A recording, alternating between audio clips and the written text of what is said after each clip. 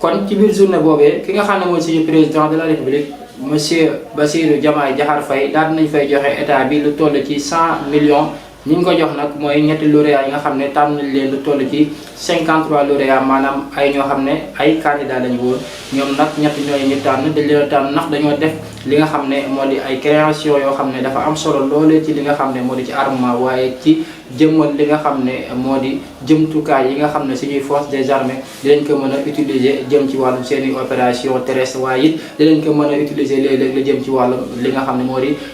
yenn activité civile ci mel ni agriculture ak ñoom seen kon ki nga xam ne moom lañ njëkk a tànn daal nañ koy jox lu toll ci 50 millions li nga xam ne moo di prime kenn ki ci topp 30 millions kenn ki ci topp ñaar di koy jox lu toll ci 20 millions.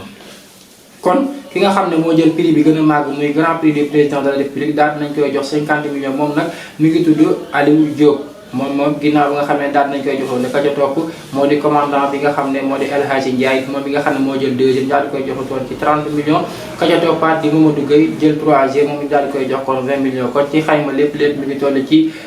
100 millions de francs CFA doon kon loolu nag mi ngi xaw démb ginnaaw bi nga xamee ni président de la république di Bassirou Diomaye Faye daal na fay teew ak premier ministre ak ñi nga xam ne ñoom la àndaloon ci cérémonie boobee ginnaaw loolee nag moom mii di président de la république di Bassirou Diomaye Diakhar Faye daal nay dikkaat ci li nga xam ne moo di forces armées yi maanaam taxawaay bi nga xam daan nañ koy am suñu takk der yi maanaam njëriñ bi nga xam ne amal nañ ko sénégalais yi muy veille suñu sécurité waaye di yàngale li nga xam ne moo di citoyenneté waaye ak li nga xam ne moo di patriotisme bëgg sa réew waaye it li nga xam ne moo di exemplarité bi nga xam ne ñoom daal nañ koy doon ndax saa su ne dañuy gis seen i activité day nokk activité yoo xam ne day yee ndaw ñi day yee askan wi waaye it day jëmale li nga xam ne moo di réew mi kanam tax mu daal leen invité waat ci li nga xam ne moo di 2026 jeux yi di am ñëpp xam nañ ko muy jeux olympique yi nga xam ne war na am ci 2026 bi fii ci Dakar mu wax leen nag yéen a war a yor li nga xam ne moo di sécurité bi ak ordre bi waaye it yéen a war a mën a kon représenté wala en même temps li nga xam ne moo di Sénégal wane lii mooy teranga Sénégal waaye wane ni lii mooy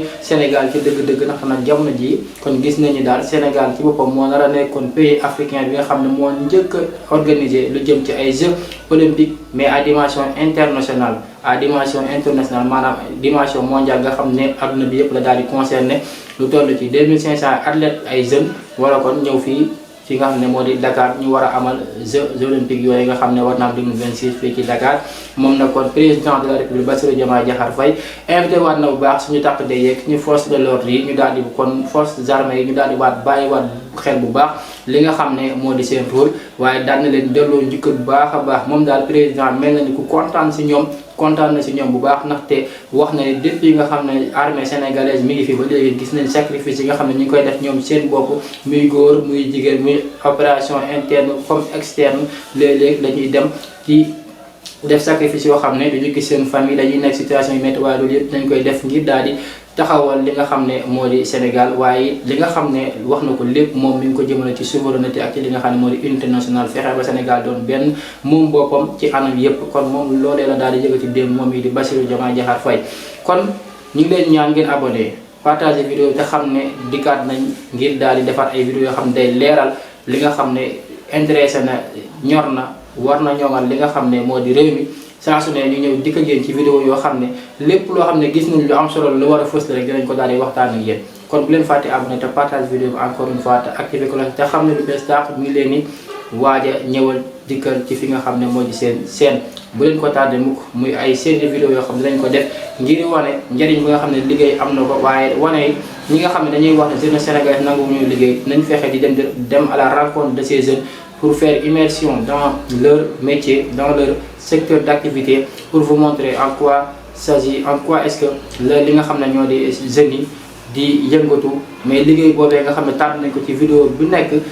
ki nga xam ne moo koy liggéey wala ki nga xam ne bëgg na ko def lan moo koy xaar comment doit se préparer ak yan mooy difficulté wala obstacle yi nga xam ne mën na see fekk nit yoo xam ne ça concernera li nga xam ne moo di maçonnerie mën na concerner les menuiseries mën na concerner tamit mécanique mën na concerner chauffeur peu importe métier bi nga xam ne nit ku nekk na fii dinañ dem dajeeg moom waxtaan ak moom jëmmal liggéey boobee loolu nag ñu ngi ko tuddee jaaru jàmbaar 3J kon ngeen bàyyi si xel bu baax te xam ne loo xam ne lu am njëriñ la yow mi koy sant di nga ci mën a jàng waaye di nga ci mën a jëlee li nga xam ne moo di xam-xam bu fekkee ni ki ñu invité yaag moom yéen a bokk liggéey bi ngeen def wa ilaa nga bëggoon def liggéey boobu ndaxte réew ñaara ko yor muy liggéey wala xam-xam réew bu amul liggéey amul xam-xam réew boobu bu la neexee waat ni réew boobu du mës a dem